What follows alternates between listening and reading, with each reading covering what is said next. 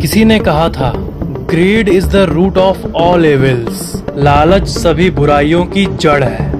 एक इंसान का डाउनफॉल हो या धरती का डिस्ट्रक्शन। और लापरवाही की कीमत क्या होती है? लापरवाही से हादसे होते हैं और लालच से तबाही होती है। हादसे टेम्पररी इफेक्ट्स डालती है, पर एक प्रकार का हादसा वो होता है जो कि ऐसा इफेक्ट डालता है जो कि हजारों सालों तक इंसान को भुगतना पड़ता है। पूरे इंडिया की ही नहीं बल्कि पूरे विश्व की सबसे वर्स्ट इंडस्ट्रियल डिजास्टर थी ये, जिसका अंजाम आज भी भुगता जा रहा है।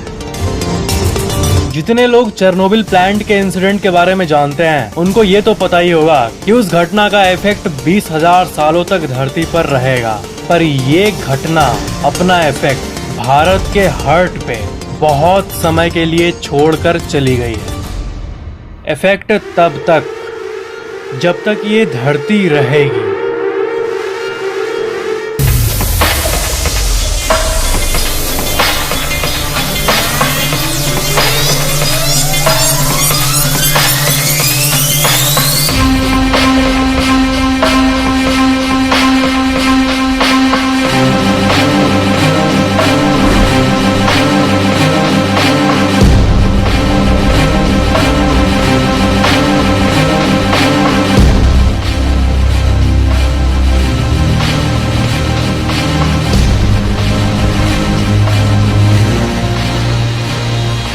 The untold story of Bhopal. इस रात के बाद भोपाल में अगले दिन ऑफ कोर्स सनराइज तो हुआ, बट उस सूरज में कोई चमक नहीं थी और वो चमक आज तक नहीं लौटी। चमक लोगों के चेहरे की खुशी की, वहाँ के तंदुरुस्त बच्चों की चमक। वो बाद में जाकर इंडिया के वैल्यूएबल यूथ बनते, बट वो बन नहीं पाए valuable youth. Bhopal gas disaster ये हिंदुस्तान के हिस्ट्री में एक ऐसा घाव बन के रह गया है, लिटरली घाव, जो कि कभी ठीक नहीं हुआ और ना ही कभी होगा। कई अनटोल्ड बातें हैं जो कि जब दुनिया के सामने आई तब ये हमें बार बार याद दिलाती है कि इंसान ही अपने पैर पर कुल्हाड़ी मारता है। 2 दिसंबर 1984 की रात भोपाल के लोग ठंडे की उस रात को अपना दिन नॉर्मली बिताकर सो रहे थे। वो रात बाकी रातों की तरह ही नॉर्मल दिख रहा था, बट उनको क्या पता था कि थोड़ी देर में उनके जिंदगी में कयामत आने वाली है। 15 साल पहले मध्य प्रदेश में, जो कि इंडिया का सेंटर है, उसका कैपिटल भोपाल, एक नई फैक्ट्री स्टैब्लिश हुई और उस स्टैब्लिशमेंट के साथ साथ लोगों के चेहरे पर एक बहुत बड़ी खुशी आई। भोपाल के लोगों को उस समय जो एक चीज की हार्डकोर नीड थी वो है नौकरी, क्योंकि उस टाइम जॉब के लिए हर कोई डेस्परेट था। यूनियन कार्बाइड इंडिया लिमिटेड एक पेस्टिसाइड बनाने वाली कंपनी थी। किसे पता था कि कीटनाशक बनाने वाली कंपनी ही भोपाल के लोगों का नाश कर देगी। अक्सर लोग पैसों की लालच में क्या सही है और क्या गलत यही भूल जाते हैं। नॉलेज और अवेयरनेस की कमी के चलते पैसे को ही लोग टॉप प्रायोरिटी देने लगते हैं और कभी कभी लापरवाही में आकर अपने जान से भी ज्यादा प्रायोरिटी। लोगों को केमिकल्स के बारे में उतना मालूम नहीं था, बस इतना मालूम था कि पैसे मिलने हैं हमें और ये काम थोड़ा खतरनाक है। यूनियन कार्बाइड में काम करने के लिए वहाँ के लोग मरते थे और कंपनी में लापरवाही और लालच दोनों थी। मशीन की मेंटेनेंस होगी नहीं होगी चलेगा, पर प्रोडक्शन होते रहना चाहिए। वर्कर्स की सेफ्टी हो या ना हो, प्रॉफिट बढ़ते रहना चाहिए। कई सेफ्टी इक्विपमेंट्स को तो कभी इंस्टॉल ही नहीं किया गया। प्रॉफिट अक्सर कंपनी के ओनर्स को अंधा कर देता है। कंपनी में टॉप लेवल पर बैठे इंडियन अधिकारी अपने दूसरे इंडियन वर्कर्स की ही वेलफेयर छोड़कर प्रोडक्शन कितना हो रहा है, कितने पैसे बन रहे हैं, उस पर ध्यान देते थे। क्या गलत है और क्या सही है और क्या जरूरी है, ये जानते हुए भी पैसे के लालच में आकर लोग अक्सर अंधे हो जाते हैं। वो कंपनी मिथाइल आइसोसाइनेट यानी MIC बनाती थी। कंपनी इसी MIC केमिकल का इस्तेमाल पेस्टिसाइड्स बनाने में करती थी। And MIC is one of the most dangerous chemicals known to man. Union carbide company इसी MIC का 42 टन से भी ज्यादा का स्टॉक रखती थी अपने टैंक में। 42 टन केमिकल इकट्ठा रखना शहर के लिए कितना खतरनाक है, ये जानते हुए भी लापरवाही की गई और प्रोडक्शन हमेशा तेज रफ्तार से जारी रहे, इसलिए वर्कर्स और पूरे शहर की सेफ्टी को इग्नोर कर दिया गया। MIC पानी के साथ बहुत वायोलेंटली रिएक्ट करता है। ये MIC शहर के बीच में एक बॉम्ब की तरह था और ये टाइम बॉम्ब एक दिन फट गया। 2 दिसंबर 1984 के रात 12 बजे के आसपास अचानक से घरों के अंदर लोगों को अनकंट्रोलेबल खांसी शुरू हो गई। घर का हर एक सदस्य रैंडमली खांसना शुरू कर दिया। पूरे शहर के जगह जगह के लोगों के मुंह से खून निकलना शुरू हो गया। लोगों को समझ नहीं आ रहा था कि क्या हो रहा है। ये थोड़ी देर में उन्हें पता चला कि भोपाल का सबसे बड़े प्लांट से MIC लीक हो गया है। 1-2 घंटे के अंदर वो प्लांट से वो गैस 8 किलोमीटर दूर तक फैल गया।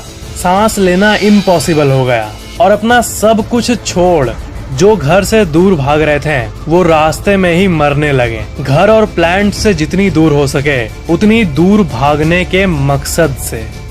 कितना डर और दर्द था उस रात वो भोपाल के लोग ही जानते हैं। शरीर से स्किन छोड़ने लगा था और अचानक से लोगों की आंखें गलने लग रही थी। पूरी की पूरी आंख 2 सेकंड में सफेद रंग में बदल जा रही थी। सुबह के 3-4 बजे के आसपास लोग पास के तालाब के अंदर डुबकी मार रहे थे, ये सोचकर कि उनके शरीर को टच किए हुए गैस का इफेक्ट कम हो जाए, पानी से धुल जाए। बट उनको क्या पता था कि वो गैस भोपाल के सारे वाटर बॉडीज को भी तेजाब बना डाला था। थोड़ी ही देर में तालाब के अंदर लाशों का ढेर लग गया।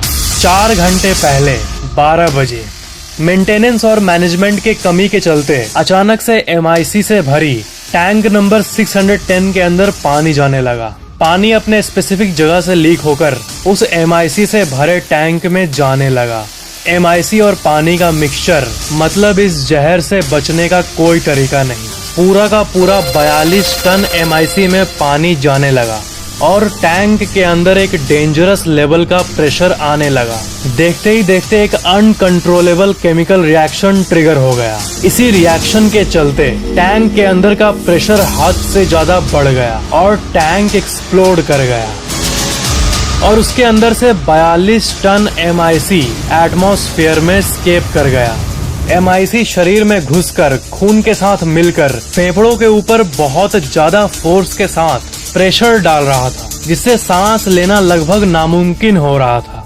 सुबह 5 बजे के बाद शहर में डेड बॉडीज की कतारें लग गईं। अगले सुबह का जो सूरज निकला वो भी शायद कह रहा होगा, क्या हो गया ये भोपाल को। एक रात में वहाँ के लोगों ने सब कुछ खो दिया, सब कुछ। पूरे शहर में लाशें बिखरी पड़ी थी, रेलवे ट्रैक्स पर, तालाबों में, घरों में, जानवरों और इंसानों की लाशों से पूरा भोपाल घिरा हुआ था। इस घटना के चलते भोपाल के लोगों ने एक रात में अपना घर खो दिया, अपने बच्चों को खो दिया, अपने जिंदगी को खो दिया। पूरा इंडिया उस दिन कांप उठा था। करीब 2000 लोगों की मौत एक रात में हो गई थी और लाखों लोगों के अंदर वो जहर घुस गया जो कि उनके DNA को ब्रेक करके उनके आने वाली फ्यूचर पीढ़ी को भी डिसेबल्ड जन्म देने वाली थी। 5,20,000 से भी ज्यादा लोग उस गैस के संपर्क में आए। 500,000 लोगों के जीन्स को इफेक्ट किया ये गैस, उनको, उनके आने वाले बच्चों को और उन बच्चों की आगे की पीढ़ी, सब में बीमारी का एक हॉरिफिक एश्योरेंस कर दिया। आज तो है ही, बट आने वाली पीढ़ियों के लिए भी डिसेबिलिटी का एक चेन क्रिएट कर दिया।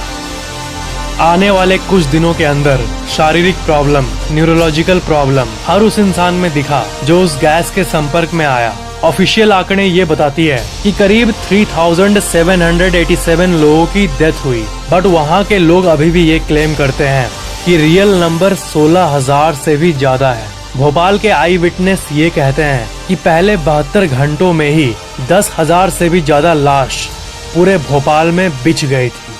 उस घटना के कुछ दिन महीने और साल बाद तो ऐसी हालत हो गई कि वहाँ के लोग ये कहने लगे कि उस रात जो मारे गए थे वो खुशनसीब थे, बदनसीब तो वो है जो बच गए। डिसेबल्ड बच्चे, कैंसर, न्यूरोलॉजिकल प्रॉब्लम्स। भोपाल को हमेशा के लिए वो गैस अपने चपेट में ले लिया था उस दिन। उस घटना का इफेक्ट आज भी भोपाल में मौजूद है। भोपाल में डिफेक्टिव बर्थ्स का नंबर बढ़ गया। कोई बच्चा बहरा पैदा होता तो कोई बिना रोशनी के जन्म लेता। आज भी वहाँ के कुछ लोग हॉस्पिटल्स में रेगुलरली जाते हैं उसी गैस के चलते हुई बीमारी या उससे रिलेटेड कोई दिक्कत को ट्रीट करने। उस घटना के इतने सालों बाद भी भोपाल का वो प्लांट जो कि डिजास्टर का सोर्स था वो वैसे ही का वैसे ही पड़ा हुआ है, और वेस्ट और रस्टेड आयरन आज भी आप वहाँ देख सकते हो। उस घटना के दशकों बाद भी फैक्ट्री से दूर दूर तक ग्राउंड वाटर का कई हिस्सा टॉक्सिक केमिकल से प्रदूषित पाया गया।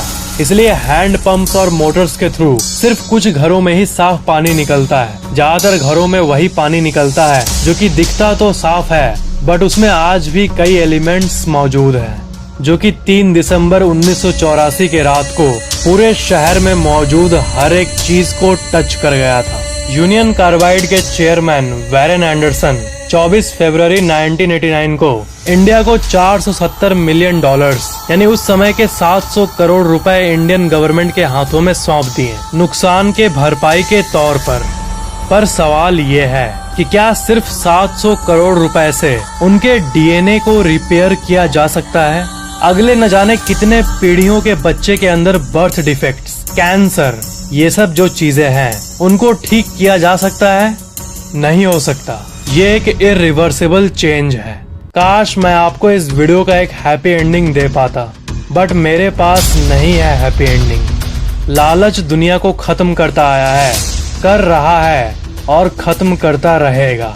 लालच से जन्मी इच्छाएं समुद्र के पानी की तरह होती है, कितना भी पी लो प्यास नहीं बुझने वाला। और आखिर में इंसान प्यास के मारे समुद्र का पानी इतने मात्रा में पी लेता है कि प्यास तो बुझती नहीं बट उसकी मौत हो जाती है। किसी ने कहा था, greed is the root of all evils. लालच सभी बुराइयों की जड़ है।